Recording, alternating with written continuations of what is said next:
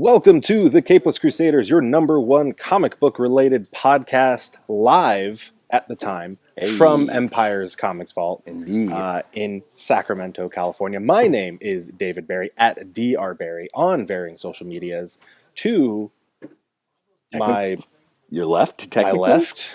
What's up, y'all? This is Curtis at Calm Down Warning at Existential Romeo. Great to be here in Empire's Comics. This is a bit of a different approach for us. We're doing basically a mobile podcast this time, trying to go out. You know, usually the comics come to us, but we're going out where the comics are. Going to the books. Going to the books, going to the people. We're currently under construction. Yes. Yet again. Yet again. At another location. We just... Our budget for construction is just ridiculous. You should see the books.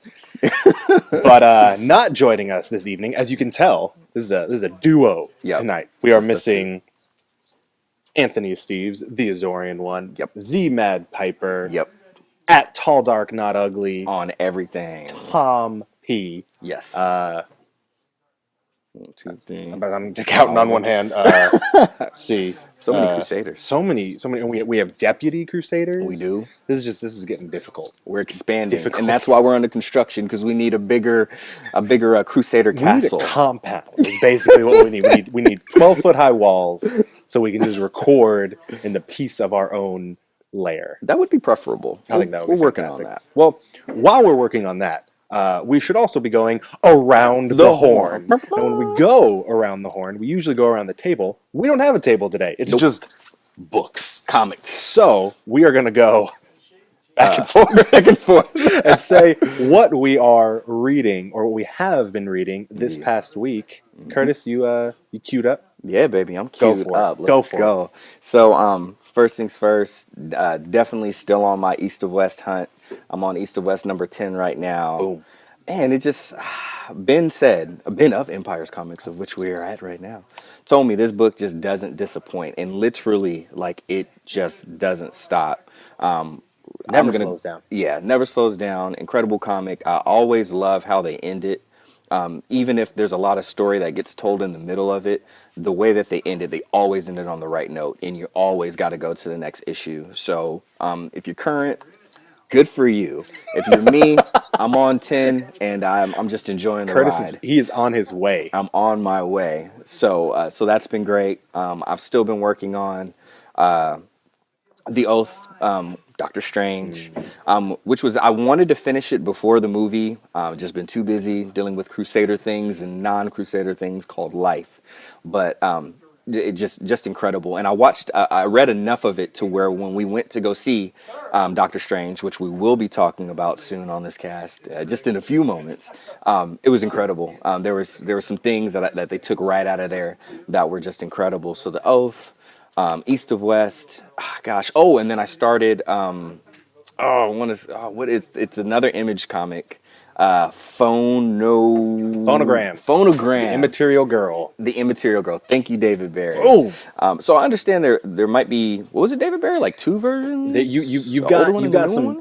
They've been kind of, they're arcs. Okay, but they're very standalone. Okay, like you don't need one necessarily to read the others. Gotcha. But either way, it is a unique title, to say the least. Absolutely, especially for someone like me who's a musician. Actually, David Barry's a musician as well.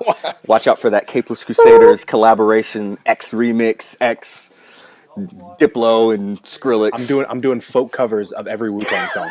Every Wu-Tang song on a banjo. And I'm gonna do R&B covers of every.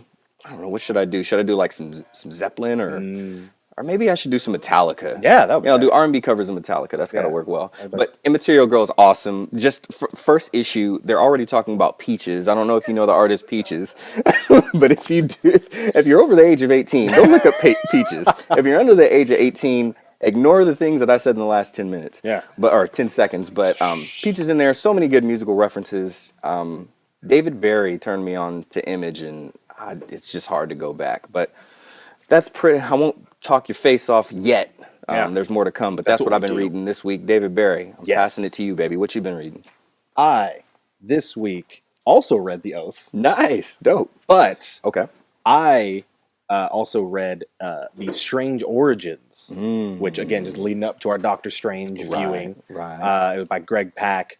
Awesome art. It was basically, it took place right after Doctor Strange arrived at the Ancient One, yet before he became the Sorcerer Supreme. It's just a nice little story right in between. Sweet. About him and Wong hitting it off, Nice. not really hitting it off, then hitting it off. Okay. It's just it's a cool book, standalone. You should definitely check it out, grab it. The Oath, obviously, we both going through that. Just also a fantastic story. Just another cool standalone Doctor Strange story. Incredible. That we read in preparation for our main topic this week, which will be Doctor Strange. Almost. Because first, since we are in Empire's Comics Vault, our local comic haven, if you will, we have books that we think that you should be reading. You better be reading them. And even if this episode comes out and these books are already out there, you should still go find them. You better. And so we're going to start. What you got? Right here. Hey. Look at this. Real books. I love it. So we're going to start with the big two. Okay. Because, we gotta pay respect where respect is due. Indeed. Ooh. Thanos. Where is the Man Titan when we need him? This is for the Mad Piper. This is for Justin Piper. This is Thanos #1. This is a powerhouse team. This is Lemire. This is Diodato. It is going to be fantastic. The art is great.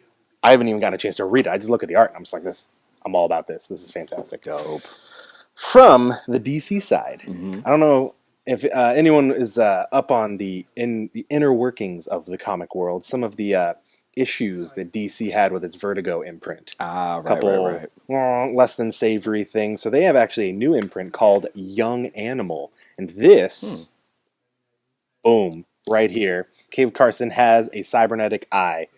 It is weird in the best way. Can I take a look at that? Yes, of course you can. So Ben actually told us about it. It is based off of a Silver Age comic.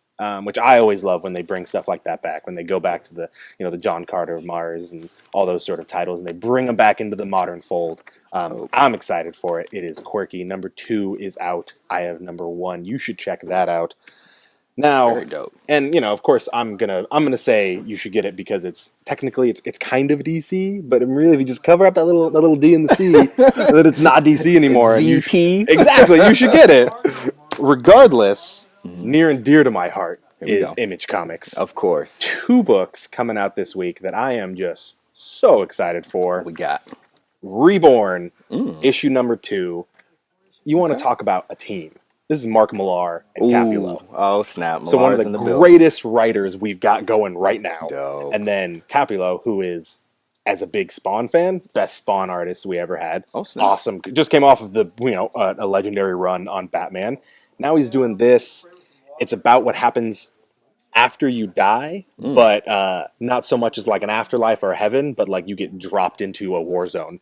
It's awesome. Oh, I gotta check that out. Just do it. Okay. It's probably already been optioned for a movie because it's Mark Millar. Dope. The other one, Moonshine. Now, if you listen to the show regularly or watch it, which you should, Moonshine, you already heard me talk about it. It's basically about Prohibition. Mobster goes out to basically meet with a group of, let's call them rustic individuals who are making moonshine. But it turns out there might also be werewolves, which, just already I'm like, okay, this is fantastic.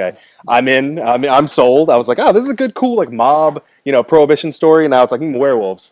Well, you got me. You got him. So I'm excited for all of those. I'm excited about that one too. Actually, when I was in here, you got it last time. Yeah, Ben. I was just like, I had a little extra money in the budget, in the comic budget. I was like, Ben, throw something at me. So he threw the newest #1 of Thor at me, which I read a few pages of it and had to put it down because some duty was calling. But just the concept alone, and then the art is super duper good. And then that Moonshine, which was pretty cool. Ben was telling me about it, and then my family on my father's side is from Virginia, where Prohibition and all that was really big, and actually where NASCAR came out of. Quick fun fact: the guys who were running Prohibition used to soup up their cars to outrun the cops. Is there gonna be NASCAR in this? It better turn into that. Sponsored by werewolves. NASCAR sponsored by werewolves. But that's what they would do. The guys on Prohibition would soup up their cars to outrun the law. And eventually, when they were sitting around, counting their money and maybe taking a sip of that moonshine, they started racing each other. And the next thing you know, here comes NASCAR. Fun stories. Yeah. From our own critters. That's an awesome little connection. Now, here's the That's funny fantastic. thing. My family's from Virginia. That's where I started. I was born in North Carolina, which is where NASCAR is, like, I want to say that's headquartered out there, like really big. They're So prevalent. yeah, no wonder why I like to drive. I was about to say, I'm like, are you sponsored by Oreo? I just might be. We're getting jackets, Oreo and milk. I'm moonshine, sponsored by Oreo and milk. the two basic food groups. Exactly. So those are our picks for this week. Obviously, those are two newer books. Well, there's 4 books total. Actually, those are all brand new books. They're on issue either 1 or issue 2. You should go to your local comic book store, even if it's not necessarily Empire's, but it should be. But if you are maybe outside of the area, you don't have to drive all the way here. Pick up those books. They are fantastic. We're excited for them. Very excited. You should be excited for them too. With that being said, we're going to move on to the main course of this episode, the meat and potatoes. I got a feeling, if you will. I got a feeling things are about to get strange. There's the first strange joke that has been made on this episode. I feel like we're going to have a lot of strange jokes on this episode. And you know what? They're all justified at this point. Because it was a strange day to see a strange movie. And it gave me a strange feeling. Feeling of a happiness. Indeed. In anything. We are, of course, talking about Marvel Studios' new cinematic adventure, Doctor Strange, starring Benedict Cumberbatch, a.k.a. Sherlock Smog, and the dude Khan. from... Khan, and doing all kinds of stuff, basically. Yep. All kinds of stuff? All kinds of I couldn't help it. Laugh at my jokes, people. Strange jokes are fine, but dad jokes are not allowed on this show. All right, I'm putting the dad jokes away. Appreciate it. God, you're a dad, but so some numbers, because usually we got Drew here and he's our numbers guy. Indeed. But I had to look up the numbers, and I only got one because I'm not really good at the whole numbers thing. That's all good. 155 million. Holy. That is what they've made so far. Now, that's incredible. Getting that from Box Office Mojo, as far as our sources are concerned. It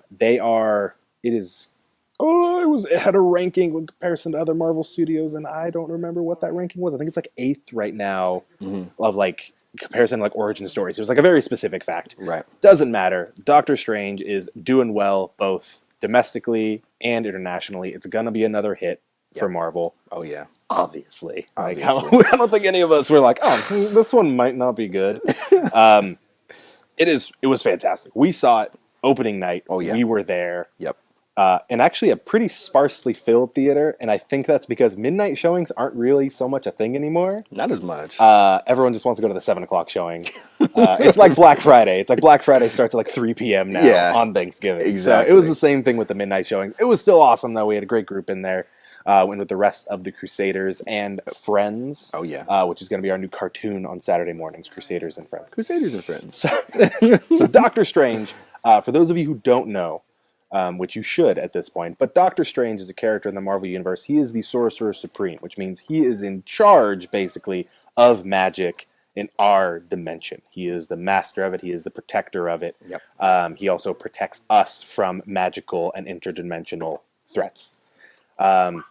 Originally, the premise behind Doctor Strange is that Doctor Stephen Strange, which was laid out in the movie, is an arrogant surgeon. He is the best of the best brain surgeon,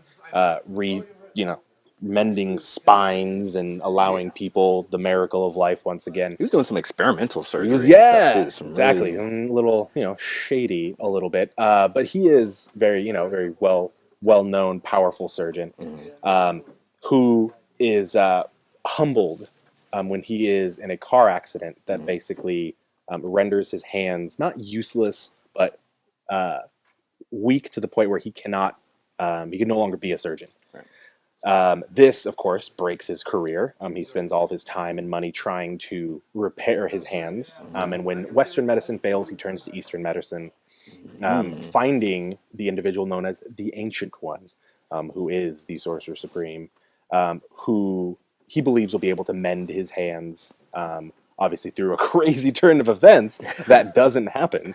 But other things happen, like him becoming a sorcerer and so on and so forth. Yep. As far as origin stories go, the movie did a fantastic job.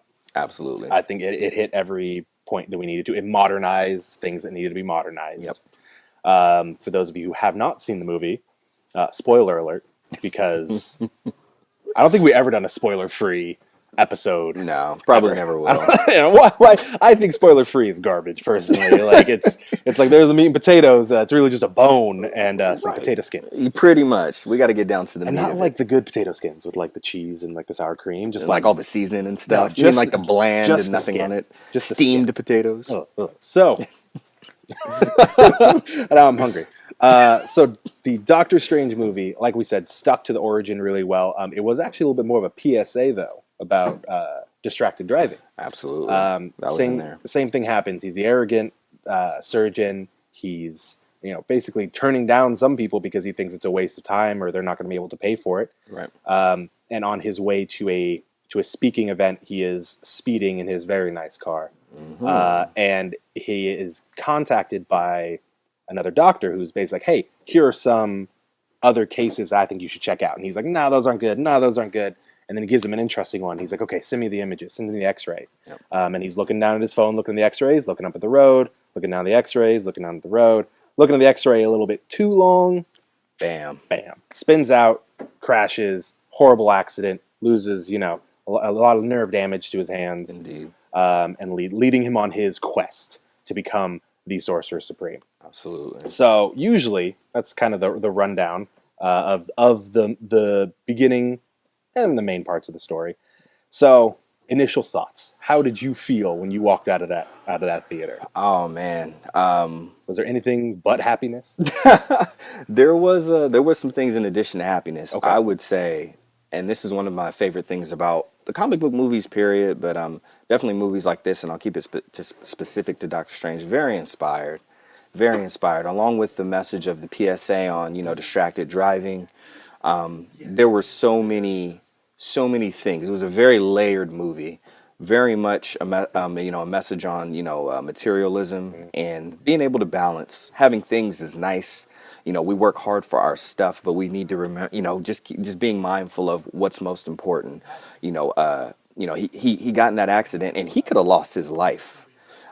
So another message about appreciation. He was so just over, and just really distracted by the fact that he couldn't use his hands anymore. He couldn't even appreciate the fact that he still had life left. Right. And some of the closest people to him, he started to distance himself from, literally pushing them away. That scene with him and Rachel, is it McAdams? Yes.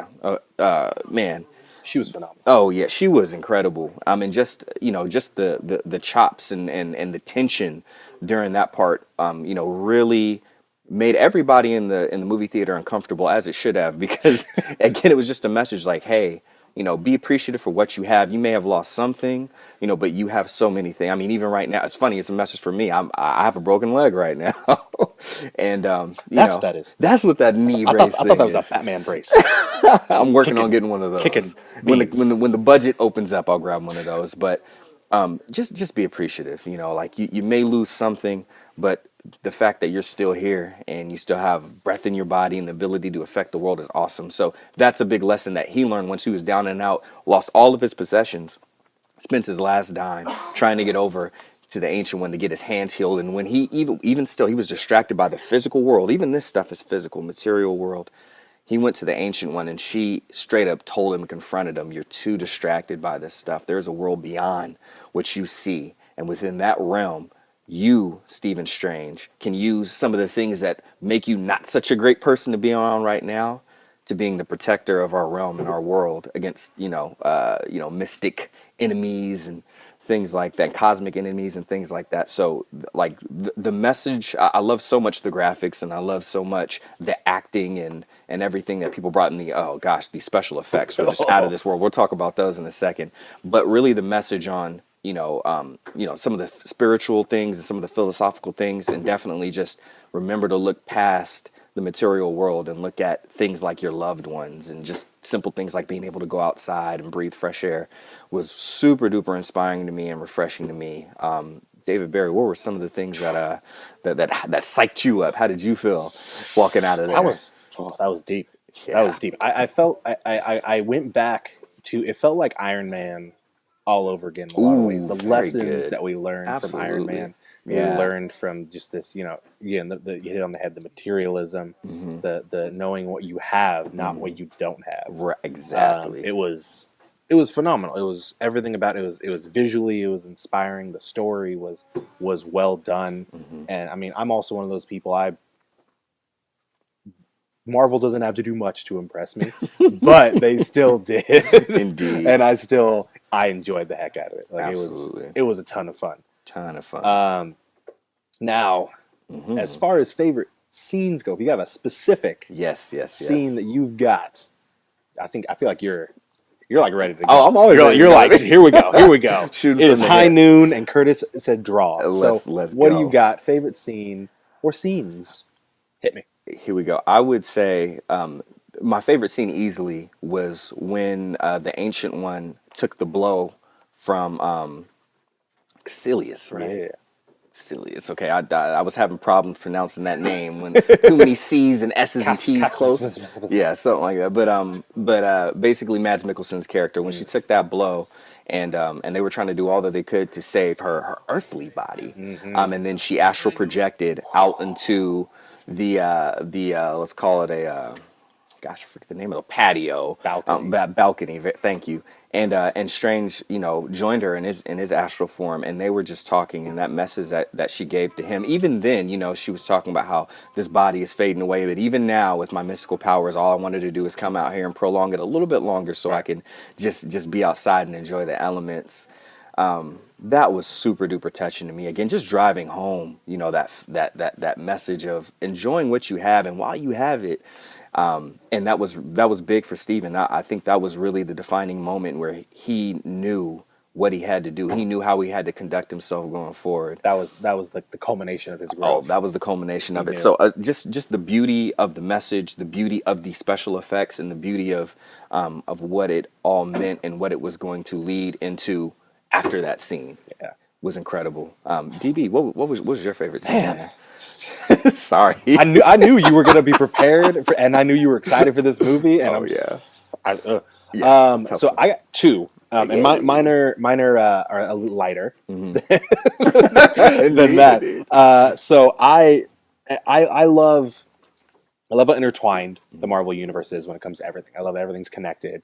When it comes to their movies and their TV shows, everything is just they make little jokes here and there about one or two things. You're like, oh, I know, like that. I remember when it was Winter Soldier, where they first went through the list of potential threats. Oh, and they said Stephen Strange, and I was Strange. like blew my mind. I was like, I was like the only person in the theater who heard it. That was perfect. Same kind of goes with Doctor Strange in this instance when he's on that road and he's driving along and the doctor is trying to give him other cases. He mentions an individual in the Air Force. Oh, that's right. Who was experimental armor, and he had a severed spine. And you're like, that's Rhodey. And he skips on it. You're like, you jerk. You could have saved Rhodey. I mean, Rhodey's alive, but he's not having a good go of it. Definitely not, yeah. But it was a cool just little nod to be like, hey, yeah, they're in the same universe. They're in like the same city. Oh, absolutely. Yeah, and then bringing it back to the whole connection at the end, the after credit scene. So like super spoilers. Ooh, yeah. When we have Strange sitting there, not just Strange in his gear, him in the yellow gloves. Yeah, the gloves. Whole time he's not, and then he's just wearing the yellow gloves at the end, and I'm just like, yes, this is what I needed. But when he's there, we see him and he's talking to none other than the Odin son, the god of thunder, Thor himself, basically kind of grilling him like, hey, you're a magical being. I'm in charge of magical stuff. Why are you here? Right. Come to find out that we've got that connection again to Thor and possibly Doctor Strange popping up in the next Thor movie. Absolutely. Just the little fun tidbits that make you think and connect to the rest of the universe. And you go, oh god, that's going to be happening there. I always just love those. And they did it super well in this one because otherwise they managed to keep this movie very separate. Yeah, they did. Especially, obviously he's in the Far East, I guess, because they're kind of. I think he's in India. It was They forgot the kind of changed it. exact- They didn't like put him actually. He was wasn't quite up in the Himalayas. At one point, they dropped him in the Himalayas. Yes, they did. That But was so a cool he scene. was separated in a lot Yeah. of ways from the Marvel universe, from New York, Yes. from the United States. But they still Absolutely. show that they got this is happening in the same universe at the same time. Yep. Actually, I'm going to steal one because you did too. I'm going to throw a quick Do one it. in there real quick. Second favorite scene. I just love the fact that this is part of them going so far because this is a movie that you really couldn't hold back on. Thank goodness Guardians of the Galaxy came out to let them know they can go far. Broke And with that Strange, mold. they were so courageous and went even farther, even stranger. When he used the power of the Eye of Agamotto, which had the time gem in it. Oh my gosh! When he kept bugging Dormammu, which from what I understand actually came from one of the older comics. How how do you beat a god? Well, you're obviously not power enough, but you can freak with them and annoy Get him stuck the in heck that out of them. stuck in that loop. Even today, Malik, our good buddy who's been on the show, darn comic casual. If you Google it, you'll find his real one. But he came in, and he walked in the room. Dormammu, I've come to make a bargain. Dormammu, and we proceeded to do Dormammu in about 17 different ways for like 5 minutes. Throwing pillows at him. Oh, it was so awesome. But I would say that's my second one because I That was love how they utilize the time gem over and over again. I love how they weren't scared of like how are people going to react to this. We're just going to go for it. Yep. And then obviously incorporating the gem, which was another thing that tied everything together. As soon as they said, they're like, that's what happens when you have an Infinity Stone. And I was just like, Infinity Stone. Another quick thing that I say I like is this is just a thing about the movie that I like. I like that Wong was his own man. I know traditionally we're used to seeing Wong as the manservant. the manservant, confidant of Dr. Stephen Strange, but just kind of with some of the climate of kind of some of the things that are going on in our country right now and around the world. Not to get too political, but I really enjoyed the fact that there were some changes that people have been talking about. I have a very positive view on all of them, and I do sympathize with anybody that has a different view. I'm going to try to stay as positive as possible for all of us because we need, we've been divided enough. We need, to come together right now. So I will say that I really like that they made Wong his own man, and I really liked how even in the movie he kind of had a little bit of attitude towards Steven until he saw that Steven is willing to put his life on the line, just like Tony Stark, to save this world. And then Wong trusted him, and then they started to come together. So the next Doctor Strange, or the next time they're together, we're going to get to see Strange and Wong start to build that relationship that they have, that camaraderie. in a different way, but still strong. Absolutely. Because speaking of the Oath and Strange Origins, They did that similar in Strange Origins, where Wong was unimpressed by Doctor Strange. He's like, he's like, I'm more talented than you are. He just wasn't. The Ancient One said, he didn't have the heart to be the Sorcerer Supreme. Right. But he's a little bit more book smart and a little bit more focused. Yes. But he doesn't have the raw power. Right. And they earn each other's respect. And in a lot of ways, in the newer runs of Doctor Strange, Wong is his, he's his chef and he's his bodyguard, but you don't realize how much he actually does for him, and it's less of a servant master relationship than it used to be, and now more of a friends with titles, and confidant. Exactly. Which on that point, we know how much Stephen Strange cares about Wong, because in the Oath, the whole point about it is him taking the Hippocratic Oath to be a doctor, to do whatever he can to save a life, and he is saving one of the most intimate and dearest lives close to him, which is Wong. So that just lets you know, regardless of titles, to go past titles, it's about love, and Stephen Strange loves Wong. Loves and respects absolutely Wong. I love. So one of the things that we talked about the differences, and personally, I think one of the big differences that I actually really enjoyed is that Baron Mordo, and Wong, and Caecilius were almost kind of they took pieces of each character and they kind of threaded them together. We've got a Mordo who is kind of he's a friend of Strange. He's they kind of train together. And then he basically kind of goes a different path. As opposed to just being evil, right out the gate. At the bat, Wong, we already said he's his own man. He's his own sorcerer. He's stronger. He's a better sorcerer than Steven is. At the gate. That's very true. And then so they both they were the friends, but now Wong will be the confidant, and Mordo will go on to become the villain. And then Caecilius was really more of the Mordo-esque figure. He was the mad passion for power, going right to Dormammu, doing everything evil. Right. But then, so I think the way that they did that was I thought that was a fantastic. It was awesome. It didn't bug me as much as a lot of people are, I don't want to go. I'm not even going to go into what people said they didn't like the changes were. I enjoyed the changes that we had. As did I. I understand people's issues. Like I said, I sympathize with different viewpoints. But overall, it's just the changes were cool. They were did cool. A really They good fit job. really well.